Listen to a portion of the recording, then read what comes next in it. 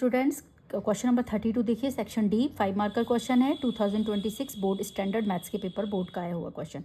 Bye selling an article for ₹48 a trader loses as much percent as half of the CP cost price of the article.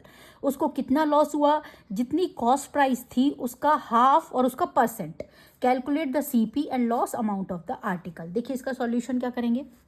Late the cost price of article be X, loss percent कितना है x/2। इसको थोड़ा सा आपको ध्यान से देखना पड़ेगा। क्या बोल रहा है, उसको लॉस हुआ कितना परसेंट का? As half of the CP जितनी थी x, उसका हाफ परसेंट का लॉस हुआ उसको, तो दैट इज x/2। अब सिंपल हमारे पास जो हमने पहले के फॉर्मूलाज पढ़े हुए हैं, लॉस इक्वल्स टू क्या होता है? CP माइनस SP, क्योंकि आपको पता है हमेशा लॉस में CP बड़ी होती है SP से। तो लॉस x माइनस 48 आ गया। Now the formula of loss percentage loss upon CP into 100। तो लॉस परसेंट हमारा कितना है? x/2 according to question equals to loss कितना हुआ? x माइनस 48 अपॉन CP हमने कितनी मानी थी? x into 100।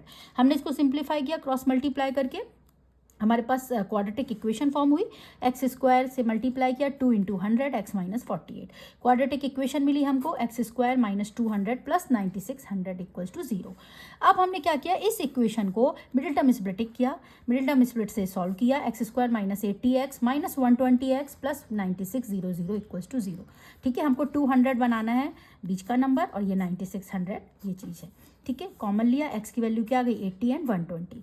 अब अगर CP आपकी 80 और 120, यानी 80 और 120 दो चीज़ें निकालनी थी हमको, cost price and loss amount of the article. तो लॉस अमाउंट कितना हो जाएगा? अगर CP 80 है तो 80 माइनस 48 32 रुपीज़। अगर CP हमारी 120 है तो CP 120 माइनस 48 कर देंगे। क्लियर?